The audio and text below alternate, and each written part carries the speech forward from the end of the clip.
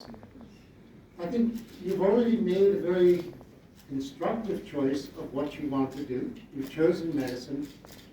Then comes the challenge of what does it really mean to you? What does it mean to society? We've heard some excellent presentations about our obligation to society. It's not just us, it's our profession, but really to make it important, we have to make sure that medicine gets out to the people. We are the people, but we have to make sure it gets to the people who don't have access. And as Gail said, if 2/3 of the population don't have access to anything, what a miserable place it is. And we are responsible for that. So we have to be careful not to leave the life of isolation, but to be inclusive. This all sounds like really goody stuff, but it comes down to you. What are you doing in medicine? What is trauma? Perhaps you don't experience it, but you know it's around us. And today, this wonderful helmet presentation was very important. That is going to help reduce the huge number of head traumas here. But it comes down again to you. What am I going to do? I wanted to go into medicine. Actually, I didn't want to get stuck with patients or the hospitals. So I went into basic research, but here, all my work now is clinical. I'm not an MD, I'm a PhD, but I train the neurosurgeons, I train orthopedic surgeons, and my interest is in the peripheral nervous system. Who cares? We all consider it. So you really have to be passionate about what you're doing. And you shouldn't just rush into, oh, this is really cool, this makes a lot of money, this one I don't have to work weekends. Passion has to come from within you.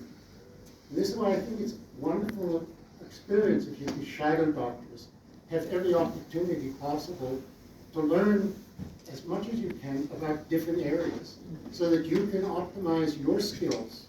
And it doesn't help you to have a passion without the skills. Sometimes you have to work with what you've got and focus appropriately. So take your time, think about it, but be careful not to rush into things. It's a big decision because that's what you're going to be stuck with or joyfully stuck with the rest of your life. You want to be happy. Your spouse wants to be happy. Your children, your girlfriends, your boyfriends, whoever. But you also want your neighbors to be happy. And that comes from ourselves giving. We have a wonderful example here with Tariq. He's a humanitarian. The success of this hospital, the success of your training, it comes because this is a passion for Tariq. It's from the heart. And it is a pure giving. I've never seen him take. Oh, he takes this.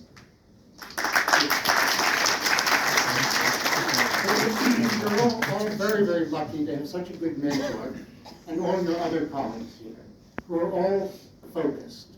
I wish you all the best, and if you like peripheral nerve, fine, that's good. If you want to do spinal or anything else, that's good, but just make sure you're doing it because that's what you really want to do, because the best results in medicine come from when you're focused and you're clear-headed and you've got a passion.